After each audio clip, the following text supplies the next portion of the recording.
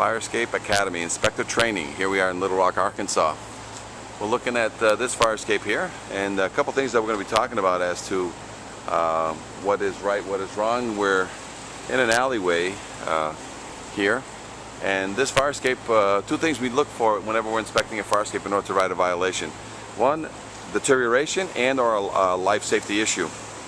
Right now this fire escape is in good condition paint-wise. I don't see any problems with the paint, so there'd be nothing here to write that as a violation. Now we're looking at the release mechanism here. This one has some sort of cabling that brings it back into position, but I'm trying to see how it's released. I can't really figure out how it's released. Looks like there's a release button there, and I think that by pushing that button, single action, requiring no special knowledge, it would drop to the ground. So the fire escape being painted, most likely nobody would write a violation on this particular fire escape. But upon closer inspection, a couple of things that you start noticing is that there's rust stains coming down from behind some of these treads. A lot of times these treads that are welded, they don't seal them from above, and as soon as water gets in here, it starts eating the welds from behind. So a lot of times we recommend to clients who have these that they get their fire escapes sealed.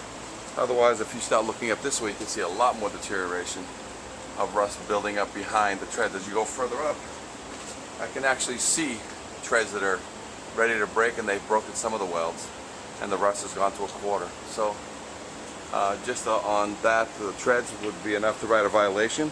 The inspector, the structural engineer, would find anything else wrong with the fire escape and note that on his evaluation. And so again, fire escapes, you need two conditions in order to write a violation. Must be kept painted, must be structurally sound. And these treads, some of the rust is building up behind the treads and the clip, and that's one of the biggest problems with welded fire escapes. Whenever you have a welded fire escape, you should silicone shut all the connections from above so that the water doesn't get behind these welds and rust them out. So if I was inspecting this fire escape, I would not pass the treads, and I would have these treads reinforced and or rebolted accordingly.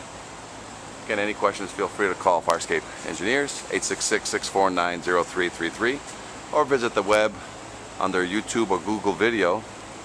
Type in Fire Escape Inspection, Fire Escape Repairs, or Fire Escape Seminars, and you'll see additional free information that we've put up there for free, just to make you more aware about fire escapes. We also offer free consultation and implementation of a fire escape awareness program in your city, and that includes all the industry standard confidence tests, documentation, tags, repair procedures, and guidelines, anything that you need to make sure that all these fire escapes are getting properly repaired.